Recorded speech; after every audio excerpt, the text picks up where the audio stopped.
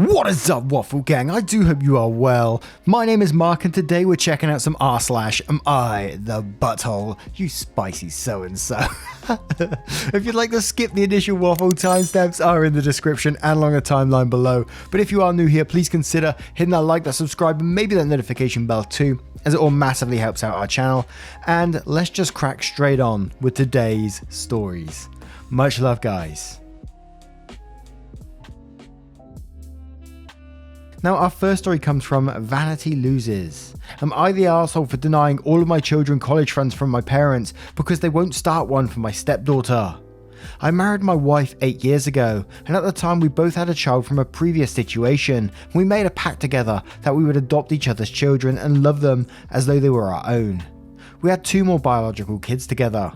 I won't go into details, but stepdaughter is the product of something not so pleasant that caused her mum to be estranged, so my side of the family is the only normal family that my stepdaughter has ever had. My sisters are super supportive and love their niece and made sure to include her in anything that involves my biological kids. However, my dad has been toxic and even told me that I don't need to marry a woman that had a child already, even when I already had a child. On top of that, he once secretly DNA tested my older son and let me know about it after the fact that I was in the clear. Well, I have explained to him that stepdaughter was my daughter in all ways except biology, but my dad has constantly pushed against this by buying my biological kids nicer presents, not sending gifts on her birthday, etc. At this point, my stepdaughter is very well aware of my parents' attitude towards her, and I have apologised often and tried to make it up to her. I thought my parents finally got it because they'd stopped being exclusive of her. But just this last week, they did it again, but worse. They got everyone together in our family on Zoom, and my dad announced that he and mum had come into some money and they would be starting a college fund that would pay for more than just tuition for all of their grandkids. I was shocked at first because my sisters have a lot of kids between the 2 of them, and I had 4 of my own. After the excitement wore off for a few minutes, I came to my senses and asked my dad if he's sure he means all of his grandkids, and he assured me that he did.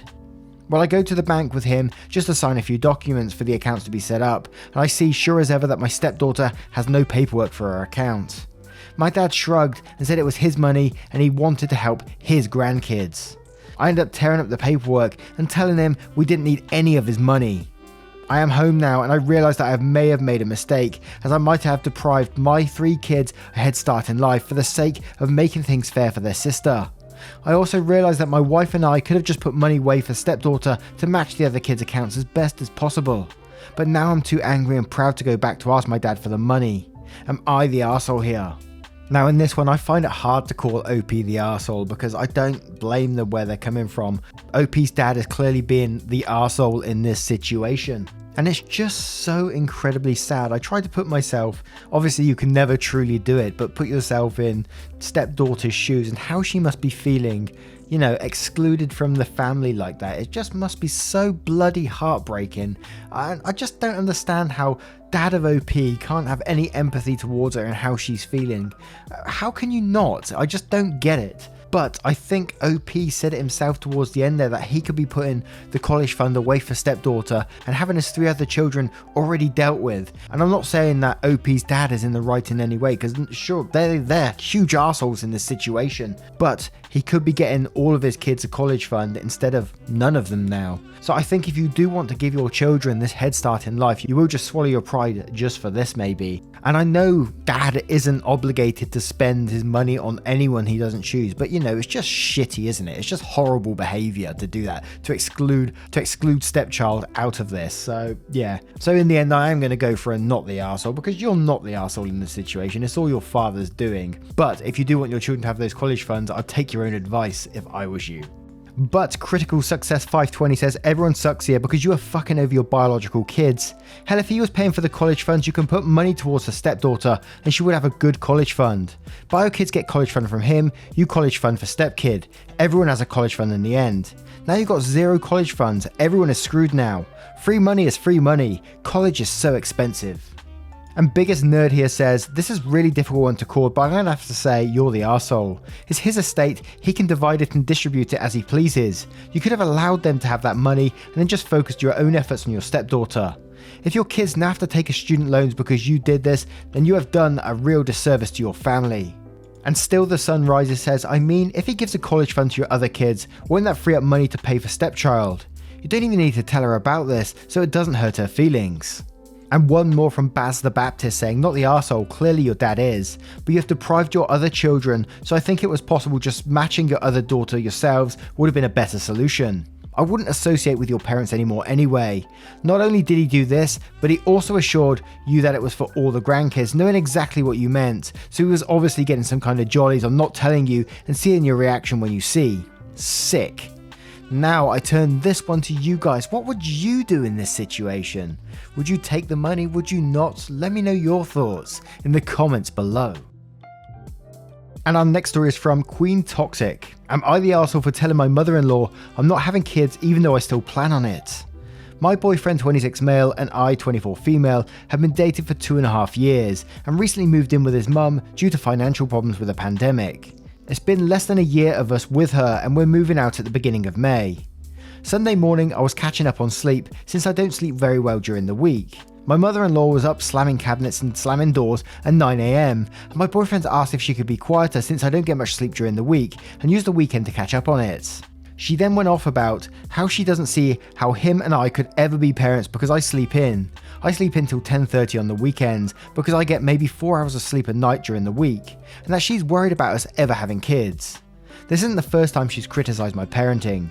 She's also made it very clear she's worried I'm going to be putting chicken nuggets in a baby food maker and feed that to my kids because I like to get McDonald's once every week or two.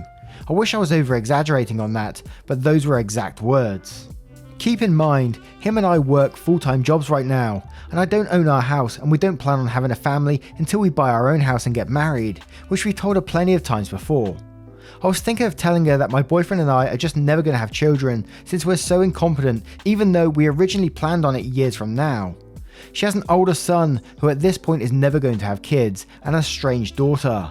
That leaves her son to be the only one who will give her the grandkids she's wanted. I'd figure telling her we're not having kids would at least get her to stop complaining about my parenting ability when she has no idea how I'd actually parent. Am I the arsehole? Edit. A lot of people have been asking. Yes, we pay our rent. Yes, we cook and clean as well as run errands for her when she needs it. We also buy our own groceries. The next place we are moving into, we are also paying rent. She doesn't normally slam cabinets and doors at 9 AM, so maybe she was just in an awful mood that day. She had offered us lower rent than the marketplace because my SO had just lost his job and was starting a new company himself. Him and I both work full time. You know, I could see this one going to an everyone sucks here simply because, you know, in some cases it's just better not to argue, especially when you don't need to, and it sounds like you actually don't need to add fuel to the fire in this situation. So you could go for an everyone sucks here, but I'm just going to go with a not the arsehole in this situation because I can imagine you getting to the end of your tether and just snapping and saying that kind of thing. I probably wouldn't go down the route of actually saying it, but I can actually picture you wanting to say it, if that makes sense. But at the same time, you would be creeping back into everyone sucks territory because you're expecting someone in their own house not to make noise at 9 AM because you don't sleep during the week. I think that would be a you issue, and I know that sounds horrible, but I think it is. This is their home. Yes, you're paying rent, but this is 9 AM on the weekend. You can't expect them to just be quiet and sneaking around the house all the time. I don't think anyway. I think it just requires adult conversation. So yes, I'm going to turn it around again and go for an everyone sucks here just because of that. And we'll start off with OK Alk saying everyone sucks here or will suck if you go down that path. Retaliating to her complaints in the way you suggest is just going to kick off a big argument about how she perceives you as a future parent. It doesn't help anyone. The adult thing to do is sit down and have a calm, rational discussion about how you can all live harmoniously together in her house.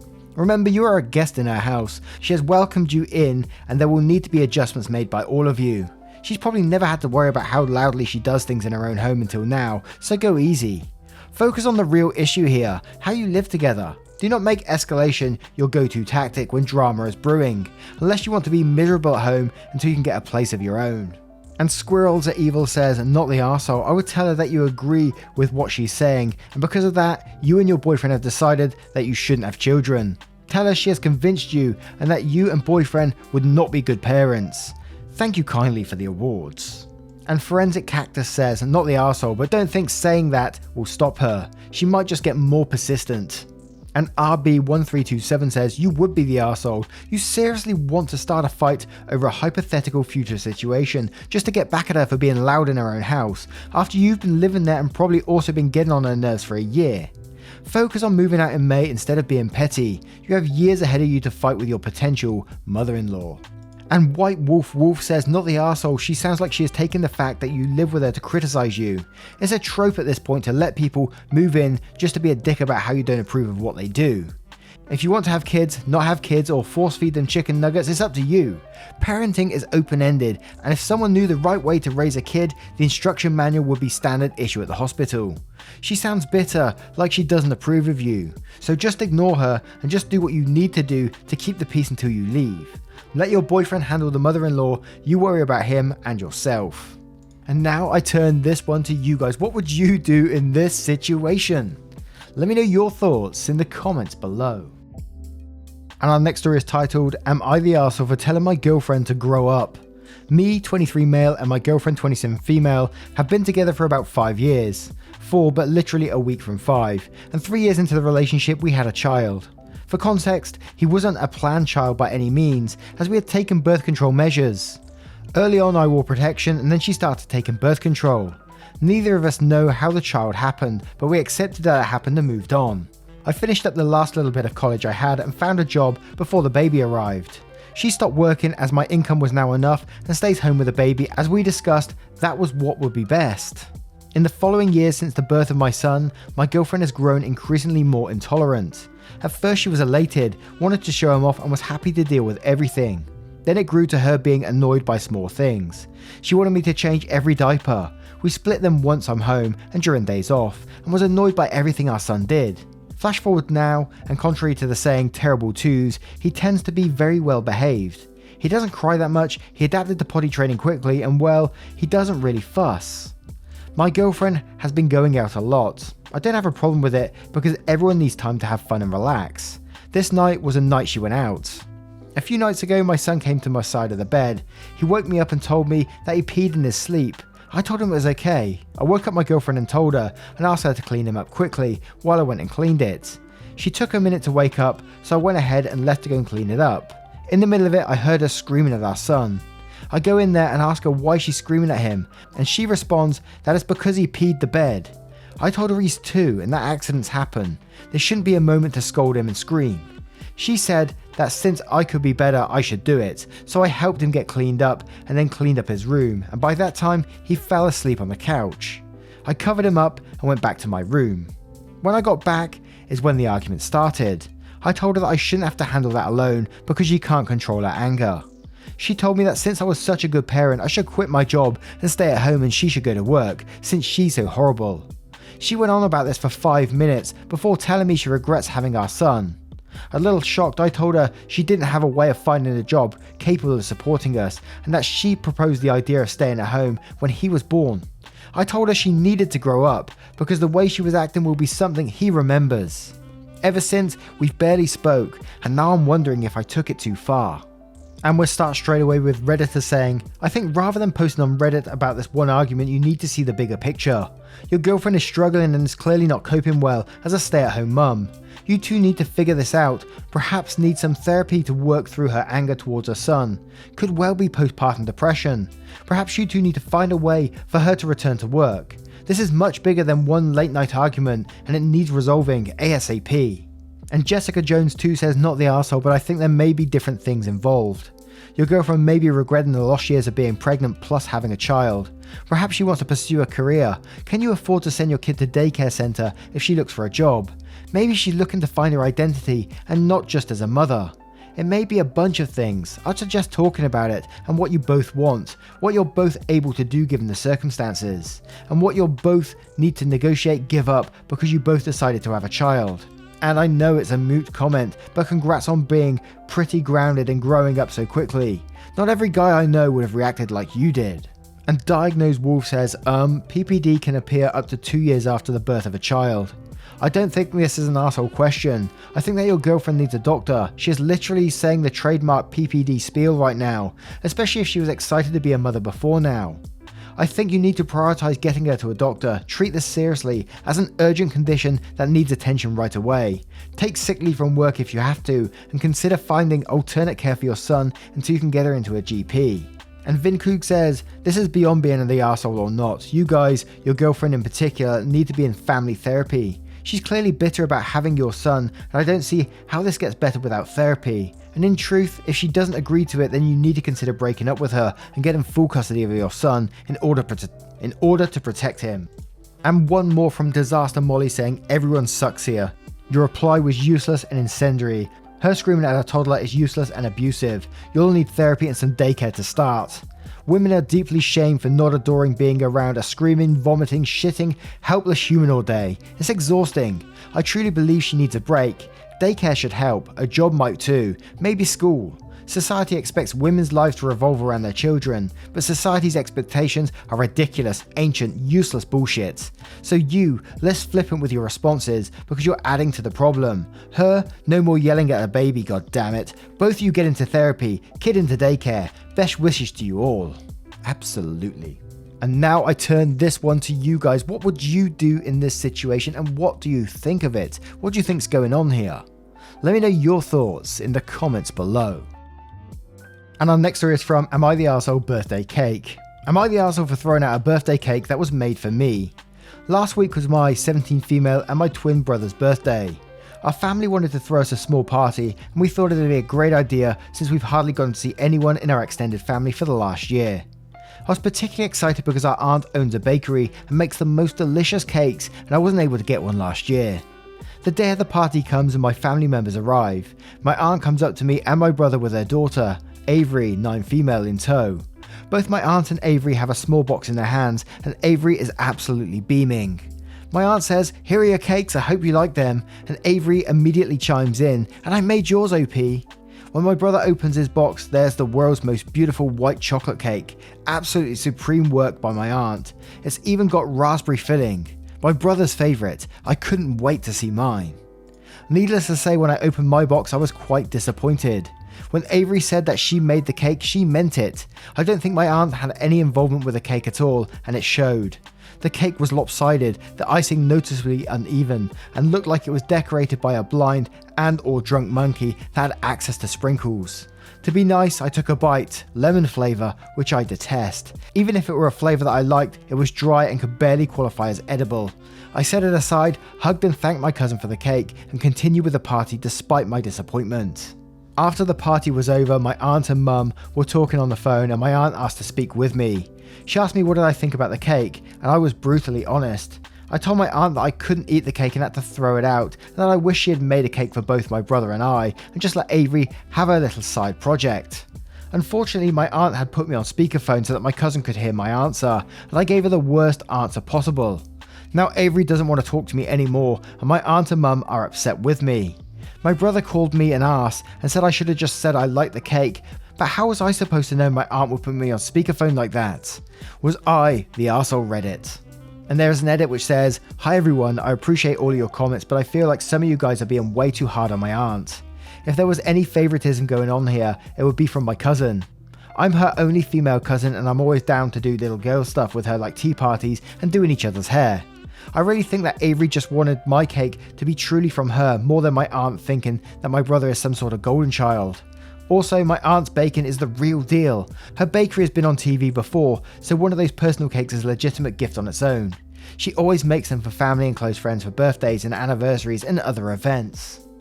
Now this is a tough one for me because all I can see is like my nieces and nephews, and I can see them handing me a cake, and you know, it's going to be a complete mess and it might taste like crap too, but the love that's gone into that, there's no way I could say anything bad about that cake to anyone in my family. Anyone that asked me, I'd be saying that's from the heart, and I absolutely love that. And I know that sounds really cheesy, but when I see like my niece, nephew give me a picture, one of them gave me like a picture the other day on a canvas of an Among Us character, and oh my god, the effort that they put into that, and I love it to bits, you know. You can just see the thought, time and love that's gone into that, and that's what means the most to me, you know. So it's not about the taste of the cake or anything like that, it's just the love that goes into it. And I think any family member that was to ask me about it, I would say, yeah, I absolutely love it. I love it to bits. And I know we could go down the route about being on speakerphone and all that sort of thing, and I think Aunt is an ass for doing that because she kind of set OP up knowing that there could be an alternative answer here. But I'm going to go for a potentially controversial "you're the arsehole" simply because from what I said previously, and I know it's cheesy, but hey, I'm a cheesy guy. But Smilivin says, "Not the arsehole, your aunt is the ass for putting you on speakerphone without giving you a warning that your cousin was listening in. You weren't deliberately hurtful." And Aromatic Ice says, "Not the arsehole, your aunt should have 1. Not given cakes of such unequal quality, 2. Not put you on speakerphone without at least warning you, 3. Had Avery help make both cakes, rather than let her do one on her own." And Lucifer says, "Not the arsehole, you were not given equal treatment as your twin brother, and your aunt is the arsehole for having you on speakerphone without your consent." And Dracon's Pride says, "Everyone sucks here. You are not the A for quietly throwing out the cake, but you sure are for what you said to your aunt. If she is calling you to ask about the cake, then it is either because she is excited to share a passion with her daughter, or because she is planning on passing along your feedback. You had no way of knowing you were on speakerphone, but there was no reason to say what you said. For future, any of the following would have been acceptable. I wish you had given me a heads up. I appreciate the effort. It must have taken her some time to complete. The sprinkles were cute, and geez, nobody owes your family a white chocolate cake with raspberry filling, much less 2 of them. Your aunt sucks for not giving you a heads up. What she really should have done was make one larger cake enough for the whole family and then text you ahead of time to let her daughter have her moment. What she also should have done is said, 'You're on speakerphone, tell Avery what you thought of the cake.' She is not the A for getting her daughter involved or not helping more to make the finished cake more palatable. As other commenters have said, this kid is 9, she is learning a new passion, or was learning, before her confidence was crushed. Apologise to your niece and your aunt, or guaranteed you're never seeing another one of her cakes." And OK Smell 8260 says, "You're the arsehole, that cake was made with love. What possible benefit would anyone have got from your unvarnished opinions, even if you hadn't been on speakerphone?" And now I turn this one to you guys. What do you guys think of this situation, and how would you deal with it? Let me know your thoughts in the comments below. Now, once again, guys, thank you for being here today. I hope you did enjoy today's stories. And if you did, you know what to do. Hit that like, that subscribe, maybe that notification bell too. And just a huge thank you from the bottom of my heart for taking the time out of your day to be here. It absolutely means the world. Thank you so much for everything you're doing for me just recently. I see the same, as I say every time, I see the same people here every day commenting, showing love to one another too. It's absolutely incredible. Keep being yourselves. You are amazing. And I will see you in the next one. Take care, guys. Much love.